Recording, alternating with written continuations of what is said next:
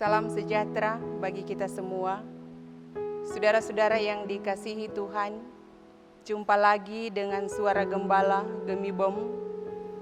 Hari ini kita membaca bagian bacaan Amos, pasal 5 ayat yang keempat hingga ayat yang keenam, dengan tema jalan yang menuju hidup.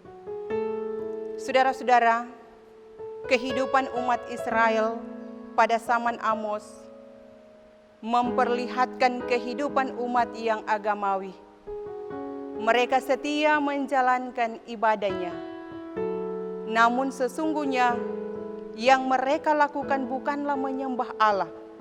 Sehingga Allah memperingatkan umat Israel melalui Nabi Amos agar mereka mencari Tuhan yang adalah jalan menuju hidup.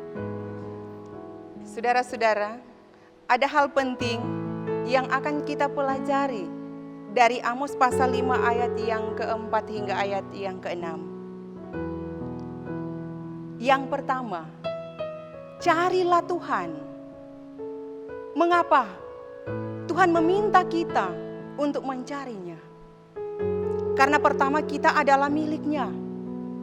Kita adalah ciptaannya. Namun kita tidak lagi hidup menurut kehendaknya. Di dalam Yeremia 27 ayat 5, Akulah yang menjadikan bumi ini, manusia dan hewan yang ada di atas muka bumi ini, dengan kekuatanku yang besar, dan dengan lenganku yang terentang. Dan aku memberikannya kepada orang-orang yang benar di mataku. Yang kedua, Tuhan adalah juru selamat kita.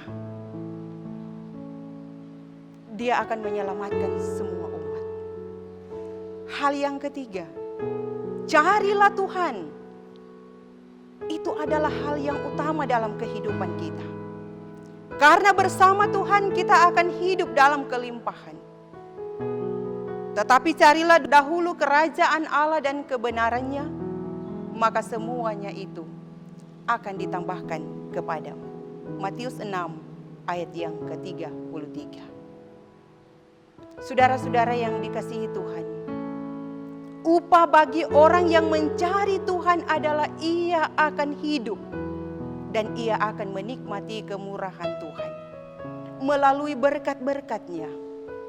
Anugerah yang Tuhan sediakan bukan hanya untuk hari ini, akan tetapi juga untuk kehidupan yang akan datang, yaitu kehidupan setelah kematian. Oleh karena itu, carilah Tuhan untuk kebahagiaan yang akan datang. Maka saudara-saudara, selama masih ada waktu, masih ada kesempatan, terus berbenah dan carilah Tuhan. Jangan mencari Betel, jangan pergi ke Gilgal, jangan menyeberang ke Betsheba. Mengapa umat Israel dilarang demikian? Betel dalam bahasa Ibrani yang berarti rumah Allah. Betel adalah nama yang diberikan oleh Yakub ketika ia melarikan diri dari kakaknya Esau. Dalam perjalanan dari Betsheba ke Haran, Yakub lelah dan beristirahat tidur di atas batu dan bermimpi. Ia melihat tangga yang menghubungkan langit dan bumi dengan para malaikat yang naik turun. Sementara Allah berada di puncak tangga, menjanjikan Yakub bahwa kelak ia akan memiliki tanah Kanaan. Ketika Yakub terbangun, ia mengurapi batu itu dengan minyak dan menamai tempat itu Betel yang dahulu bernama Luz. Nama Yakub kemudian menjadi Israel. Ia membangun altar ibadah di tempat itu. Namun pada zaman Raja Rehabeam, ia mendirikan pusat penyembahan berhala di Betel. Gilgal artinya bergelombang. Gilgal adalah tempat pertama bagi Israel masuk tanah perjanjian yang dipimpin oleh Yosua.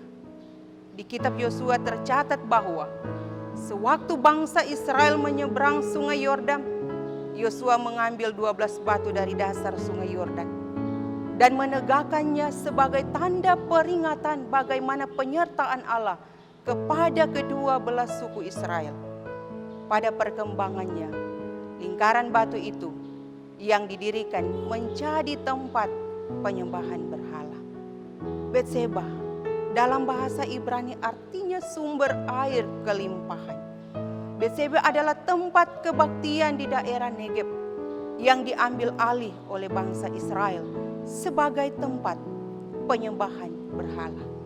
Saudara-saudara, Amos memandangnya sebagai tempat terkucilkan karena dijadikan tempat penyembahan berhala Dewi Samaria di dalam Amos 8 ayat yang ke-14.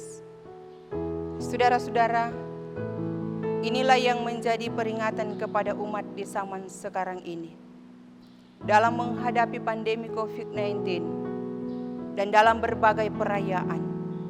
Karena ada orang-orang yang hanya mencari kesibukan dan kepuasan duniawi dan tidak mencari Tuhan.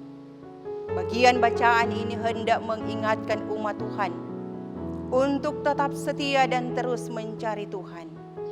Selamat menikmati anugerah Tuhan di tahun 2021. Tuhan memberkati.